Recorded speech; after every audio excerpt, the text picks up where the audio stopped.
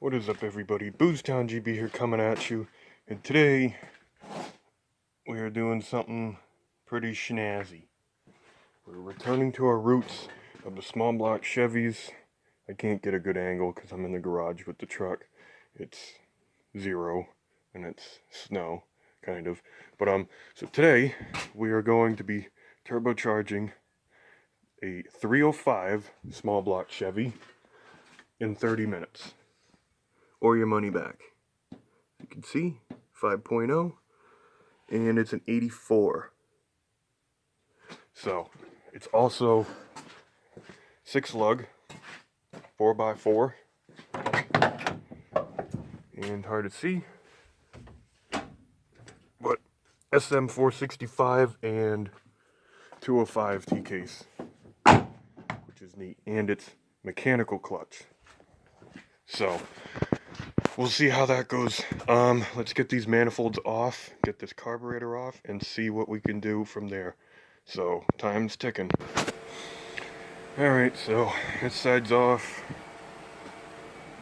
I don't know if that back bolt is broken or not. It wasn't in the manifold.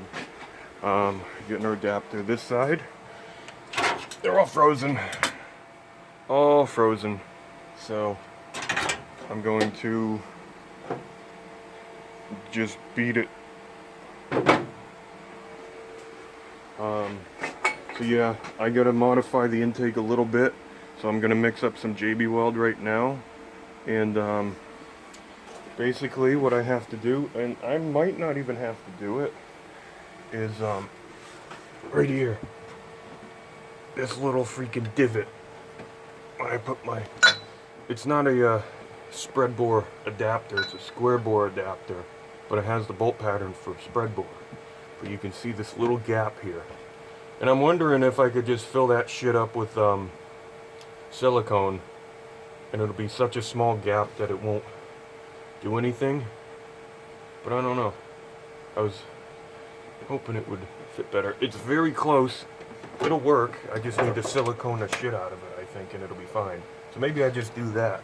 But gonna clean this side up and try to put the exhaust on this side, see what it does. So we got the adapter on, nice and closed off. These the big ports in the back, they go forward, so it doesn't fucking matter. It'll run. There is a gap in the front here. I don't know if I showed it. I can't even remember what I was talking about before because it's been like an hour. But anyway, so I just put a shit ton of sealer in there, and hopefully it sealers.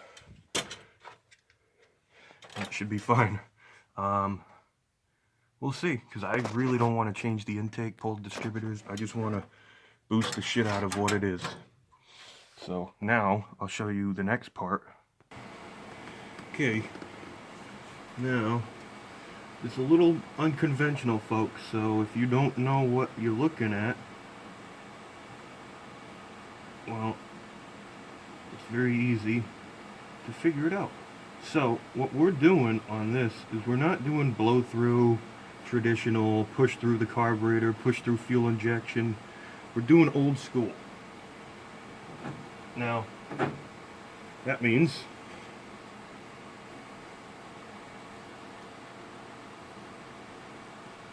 it's this way.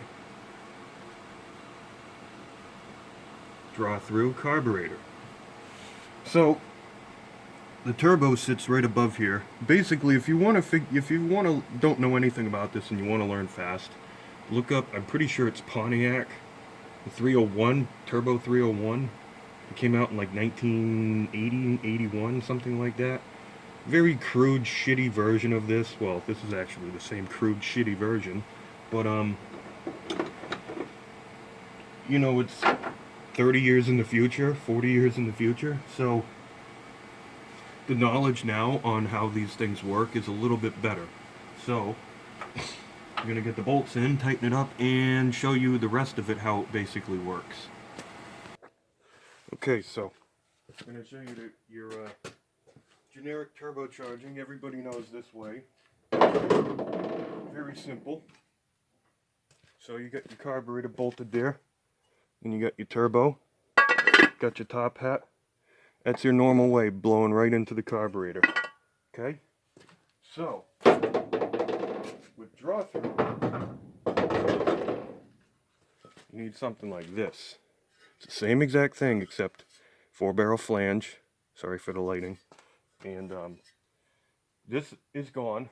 Throw this away. Heave. I'm not actually going to do that. That's a lot of money. Then you have that silicone booty thing right there that we installed. So now, you take your turbo, take your adapter, take your turbo. Turbo pretty much goes like that. And your adapter goes there. Your carburetor goes right there. Now the engine is more, performance-wise, is more based off of the turbo spinning. So you will lose an immense bottom end, response, depending how much motor you have, an engine, or, well, same thing, cam, all that shit. That all plays a pretty pivotal role. But we're gonna keep going. We're gonna see about hooking the, getting the turbo set on there, and possibly routing some of this stuff so I can continue. So here's all the exhaust and shit. This turbo kit came off of Vlad back when he had the 350 Smallblock in it. This is a Power Go or DC Sports or some shit. I don't fucking know. Power Go, but it says like DC on the thing. Anyway, no, that's a P. Stupid way they have it. Anyway, gonna continue. Running out of time. Actually, 23 minutes. Let's get it. Alright, this is what I come up with for a setup. It's quite long. And flanges there, T3, blah blah blah. Also had to cut this off because this was in the starter, so that's not a good idea. So I'll probably bump it out and T-case in the drive shaft, which there is none in the front in this truck right now. So gonna fully weld this. Gonna just leave the wastegate here. I think this is a 45 mil. So I'm gonna put a 14-pound spring, and I'm not hooking this up. I'm just gonna let it do its thing, whatever it wants to make. Manifold pressure, go for it, bud. It's a 305. Seriously? Anyway, so yeah, let's zap this together and keep trugging. Okay, fully welded this side, nice and hot. Sizzling, baby. Grab right onto that shit. Anyway, so welds are ass, but it's a 305. So really, I'm gonna TIG weld and make sure every little thing on this 305 looks like this. Dime stack. Ooh, junk motherfucker. Anyway, let's slap this bitch on and start mapping out the other side. I still gotta bust off the driver's side manifold, but I want to get this plumbed up so at least that shit's done. Then it's just this side, which I could do it on the truck, I think, welding this. So let's put it on. Okay, so we have it on there. And that's pretty much what it's supposed to be. Carburetor goes there, and this goes down to that. Simple as that. And in fact, I'm going to turn that so it's facing the right way, because I'm going to turn it on that, just so it drains better. And dump pipe, just go wherever. It's a little tall, but should be fine. Yeah, the carburetor is pretty close to the stock location, so I don't think the factory cable I can modify to fit, but that's not bad. That's pretty much where I wanted it. Like, it's a little too high for me. It's a little up, but I don't want to run into, if you look at the height, I don't want to run into any issues with fuel puddling, so I'd rather just go high. Plus this thing, well, we'll see. This isn't the final. This is the stock engine. How far can we go with it before it blows the fucking bottom end out the freaking oil pan? Turns the oil pan into a goddamn diaper. let's see what that does. But anyway, so let's continue. I'm gonna make the intake pipe right now that this is where it's supposed to be. And then I'm gonna try and whammer the shit out of that side exhaust. And I'll show you. They're not gonna come out. Anybody who's ever fucked with a small block Chevy, especially one that's original, knows that these bolts are probably not gonna come out. And even people who mess with the newer ILSs, those things are the same way. Come on, focus, you fucking retard motherfucker. There you go. Anyway, so that thing's already rounded. There's one that I got out, but now I'm just gonna bammer the top of this as hard as possible till it breaks off. I did it before on the Impala, I believe. It was either that or the FE. But FE Fords always come off like that with a hammer and you break the manifold. But yep. That's pretty much what we're working with right now. If I can get this other side, everything will kind of just fall in place. It's just shitty. We will be back. Oh, Jesus. Well, there's this side. Could I have used the torch? Probably, but there ain't no gas in it, so there's that. So we just fucking suffered with the angle grinder for, well, it's now fucking pitch black out, so that was quite a long time of messing with this thing, and I'm sure the neighbors don't like me because it's Sunday, and things were very loud, and a lot of hammering, and I don't have a good hammer anymore because I broke all the other, I broke 2 other hammers on this damn thing. It didn't bust off, obviously, but now we can continue with putting this side on, and I broke a spark plug, so I'm kind of mad. But if you look at this, look at this, look at that, bam. See, this is what I mean. You can't get it off when the thing's on there, but once you get the manifold off, look at these things coming right off, bam. Even that one, bam. These 2 front ones, I'm gonna have to work at, but at least they're in the front. Like I said, I broke the 1 spark plug, but I have more. It's only a 350. 350? Yeah, okay. I wish. No, I don't. 305s are good. And if you notice, that power steering pulley is not where it should be anymore because that kind of got hammered pretty good. So, gotta fix that. But I am gonna keep going on this thing. It is 6 o'clock right now. So yeah, we've probably been at it for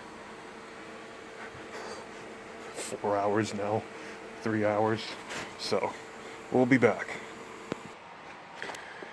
Well, we should be in order, because I got those 2 right out. I put the vice grips right on it after spraying it, letting it sit for like 5 minutes, and the thing just went meep, and came right off, both of them. So I can never get my mind wrapped around that, where the manifold's bolted on, the bolts won't budge. Zero. Zilch, nada, nothing, freaking go fuck yourself, boy.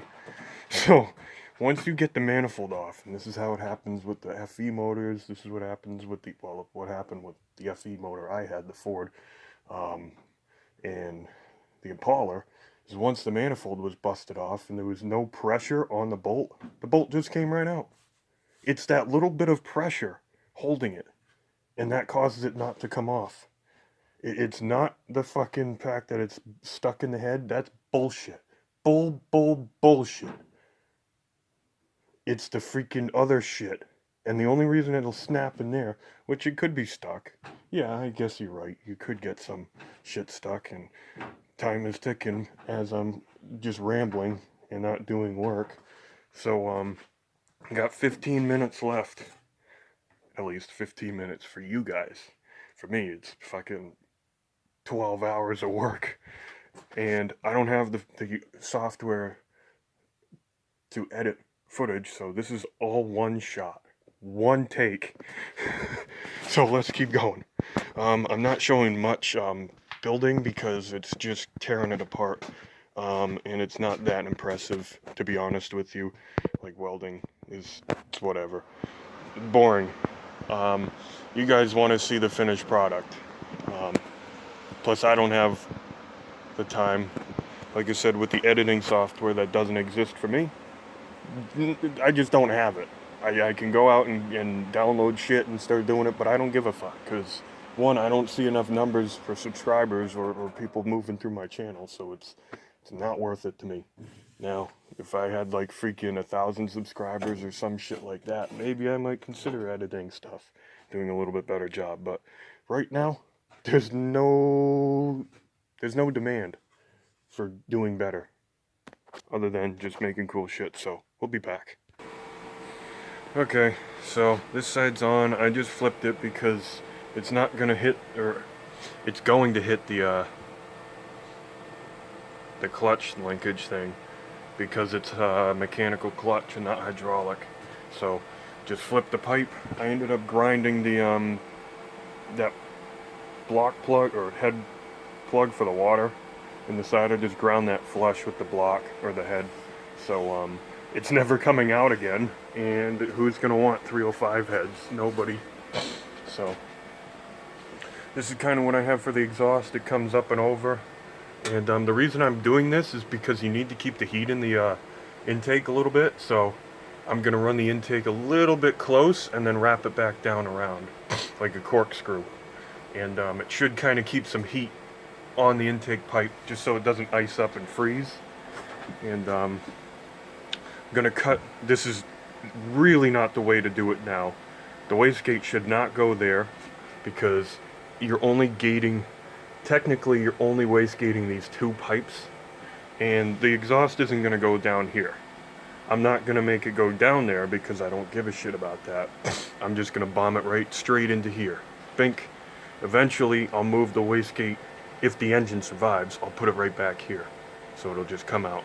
So it'll gate both ends. Right now, that isn't gonna do shit, but it's not gonna be hooked up anyway, so it's really not gonna do much of anything other than just block it off, hold the exhaust in.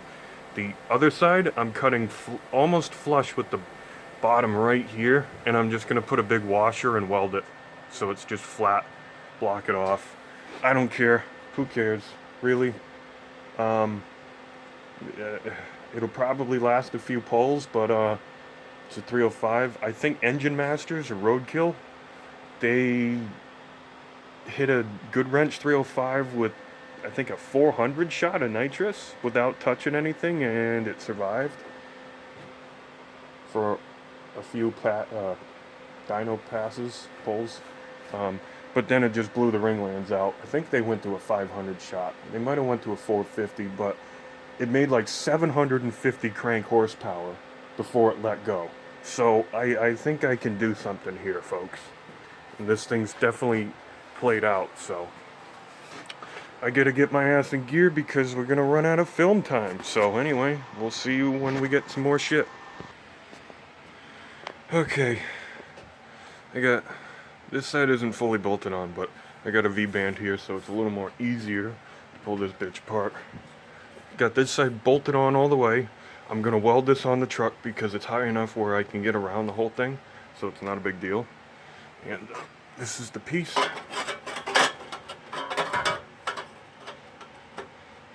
And I cut everything out with a Sawzall. It's very rough cut, but who cares? It's a 305. The chances this thing's actually going to work that great is, I don't know. So we're going to weld that thing like that and weld this one on and go from there.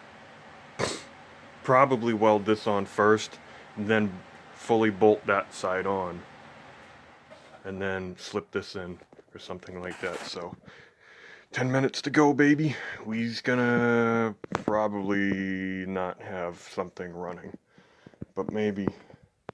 I don't know if I want to find couplers tonight. Okay, so that's welding on. My eyes hurt. Helmet fucking sucked. So, yeah, now we're gonna do that side, weld this thing here, and that should be good. I'm gonna throw the turbo on there and then have a nice day, so let's fit that up.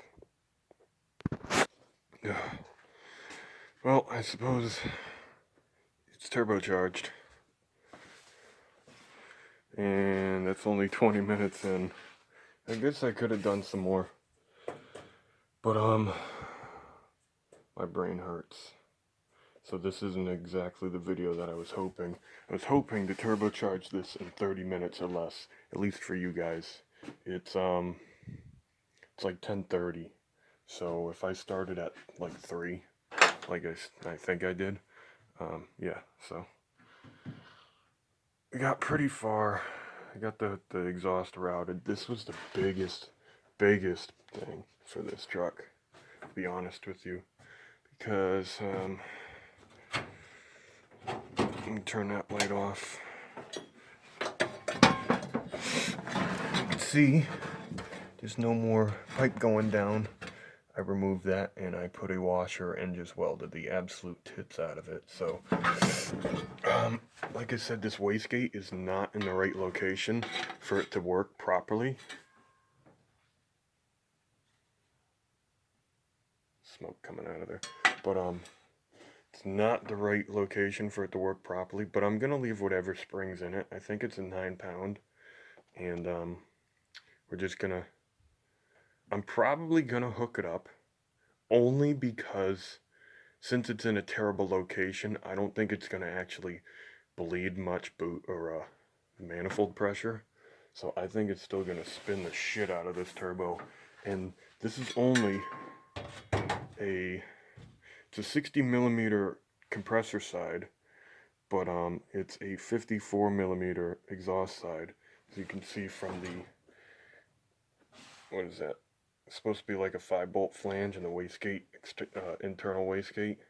But yeah, this might be a little small for this 305, but maybe not.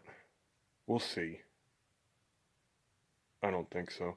And yes, some of my welds are piss poor, but my fucking helmet sucks. The batteries are almost, well, they are dead in it, so you have to like stare at the sun for 20 minutes before the thing actually darkens. So the first couple seconds of welding hurts your face quite a bit, so I'm sunburnt as shit. But this one came out really nice. And usually the V-bands, when I weld V-bands and do the slip joints, they generally come out good. When I start doing, well, this was all rough cut, so there was freaking gaps like this I was bridging. Once I started zapping it together, they opened up a little bit, and it's like, oh baby. We was running a little low heat too, so I'm surprised that it was burning through like that. I must not have been running enough wire feed or something. I turned it down a little, but yeah, let me hook this side up. Both sides are glued on, the turbo's glued on, so I don't feel like pulling it back off.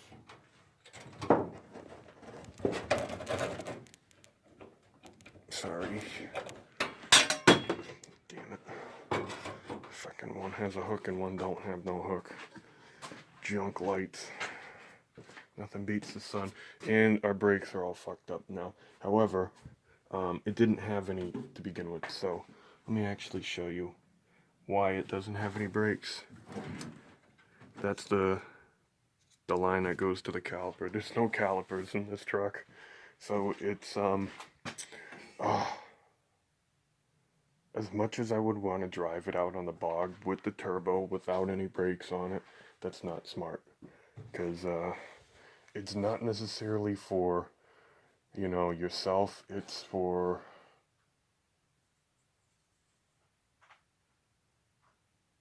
when something stupid happens. We have fucking rats in the ceiling. God damn it. The motherfuckers are still there. They ate a box of poison. Like a whole fucking handful. And they're still fucking doing shit. It's crazy. But the poison's probably made out of fucking sawdust. Because you can't poison things anymore. Anyway, so 25 minutes in, just rambling. Like I said, I don't feel like doing intake piping because I don't have any couplers right here. And I also don't have a 4-inch clamp for that side of the turbo. So, as I was saying before, earlier, in the beginning, this is not a blow-through as most people would understand. This is a draw-through. So the carburetor goes there. I showed earlier, so if anybody, well, should remember. I'm so fucking exhausted right now. Oh my god. This is easy. This part is easy. Turbocharging, easy as fuck. The easiest shit to do. It's this. It's getting junk off is the shit part. And you know, when that takes freaking most of the time, it gets really old when the majority of the work is getting the engine prepped to start working on it. That's the problem. And unfortunately, there's quite a bit of people out there. They do the junkyard motor stuff, but I don't know. Just going there every now and again and buying one isn't the same as living it. Living it every day for 25, 26 fucking years, man. Every day I am surrounded by junk and destruction. It really gets kind of old when this is the best you have. Well, can't say that. I got better things than this, but when these are your options. You have this, and this vehicle to pick from. 5 cars. They're all fucking shit. Every one of them.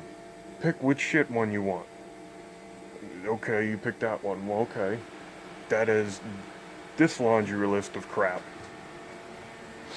Like, this thing, the freaking driver's cab mount's gone. So when you clutch in, because it's mechanical clutch, the freaking body comes up like 4 inches. I'm gonna give it this, the clutch is brand new.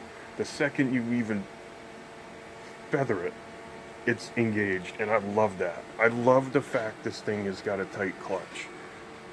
Especially when you get shit secondhand and God knows how many miles are on it. You may not get good hardware, you know, so having a tight clutch is really good, especially in something that's played out like this thing. I mean, look at that. Look at the junk in here. Rat junk. Didn't even clean the motor up. Just throw boost at it, baby. Anyway, so I think that's about it for me. Got to do the intake tomorrow. Pretty simple. It's just going to be probably a straight coupler off it, and then I'm going to do a 90, another straight coupler, and then a 90 rubber coupler. Maybe. We'll see. I'm going to have to do a 3-inch because that's a 3-inch inlet, and it's a 2.5 on the turbo. I got to make a support bracket for the carburetor, which is basically just going to be a tie piece going to that, and I'll weld it to the top of this plate because this is a steel plate here, and then I'm going to have one go to the back. So that'll be enough. With draw-through turbos, you don't need to run an electric fuel pump, you don't need to run a bypass regulator, you don't need to run 1,000 horse anything. You run stock mechanical fuel pump. So it's kind of a cool idea. It's just your horsepower is engine. Basically your engine is what makes the horsepower. So if you don't have shit for horsepower, you're probably not going to gain much. However, if you size the turbo properly, you'll pick up quite a bit. These draw-through turbo systems work extremely great compared to the blow-throughs, if you want the lag. And most people don't like lag when their engine is the lag. When boost is lag, it's whatever, because at least you still have an engine where you can gas the shit out of it and it'll take off. It may not be full 100% horsepower, but the turbos kick in pretty soon after that. This is a little different because now it's just different. I'm not the guy to explain it, especially at almost 11 o'clock at night. My head is fucking pounding. So that's it. We're 30 minutes in. This is gonna take like 6 hours to upload. So unfortunately we did not fully turbocharge this thing in 30 minutes. So I guess your pizza's free because it got cold. So fortunately, that is the way it goes. There's hidden curveballs, especially when I just wing it. This was a wing it deal. I just kind of got bored today and was like, I'm turbocharging a Smallblock Chevy. And started it at 3 o'clock, which probably should have started it sooner, but whatever. We're here. And we have some pretty good progress for one day. Pretty much the hot side is done, except the dump pipe and the wastegate tube, which will just go somewhere over there. And all that shit, fuel side, and we can at least start it. I'm not going to drive it without calipers because that's insane. I'm used to no brakes on a lot of things. The Impala doesn't have any brakes anymore. Vladdy boy, he lost brakes when I put him in storage today, so that's fun. It has fluid and it has brake lines, but it doesn't have rear brake drums. But anyway, that's this, or that's that, and this is this. So if you like what you see, what you did get to see, leave a like, and if you want to see more, subscribe, because you'll see when things get posted. So yeah, that's pretty much what happened.